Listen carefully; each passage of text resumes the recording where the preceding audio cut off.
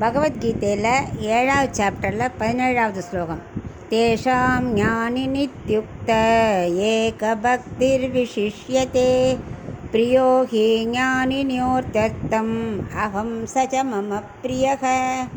இப்போ இதுக்குள்ளே அர்த்தத்தை பார்க்கலாம். கண்ணன் சொல்லின்னு இருக்கார். போன ஸ்லோகத்தை 4 பேரை ரொம்ப பிடிக்கும்னு சொன்னேன் இல்லையா? அப்படின்னோடனே அர்ஜுனன் கேட்குறான், அந்த 4 பேரில் யாரை உனக்கு ரொம்ப பிடிக்கும் அப்படிங்கிறா. அவர் சொல்கிற இந்த ஐஸ்வர்யார்த்தி, அந்த சொத்தை இழந்தவன் மறுபடியும் கேட்குறது, சொத்தை இல்லாதவன் எனக்கு சொத்தை கொடுன்னு கேட்குறவன் அந்த ஐஸ்வர்யார்த்தி, கைவல்யார்த்தி, அவளெல்லாம் விட, அந்த 3 பேரை விட 4ஆவதாக பக்தர்கள் இருக்காளே, என்னை மட்டுமே அடையணும்னு ஆசைப்படுறாளே, அந்த ஞானியை தான் எனக்கு ரொம்ப பிடிக்கும். அவள் தான் ரொம்ப உயர்ந்தவா, எப்போவுமே எங்கிட்டயே நெஞ்ச செலுத்துவா, ரொம்ப பிரியமாக என்னையே தியானிச்சுட்ருப்பா. அவள் தான் ரொம்ப உயர்ந்தவா. அவளுக்கு என்ன பக்தி எப்போவுமே எங்கிட்டயே இருக்கும்.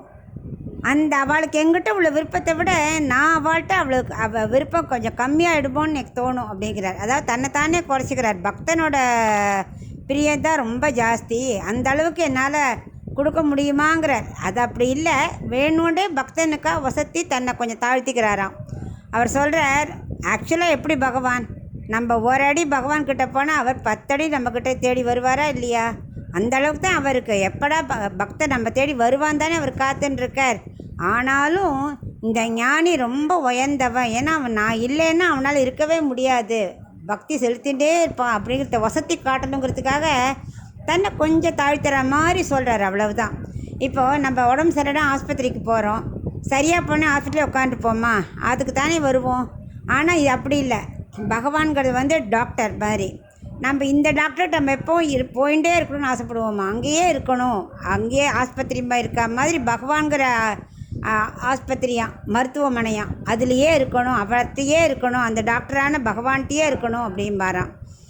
அந்த ஐஸ்வர்யார்த்தி என்ன பண்ணுவா, ஒரு கண் பகவான்கிட்ட வச்சுப்பா, ஒரு கண் பலனுக்காக வச்சுப்பா. ஏன்னா அவள் ப்ரே பண்ணுறதே அந்த பொருட்கள்லாம் கிடைக்கணுங்கிறதுக்காக தான்.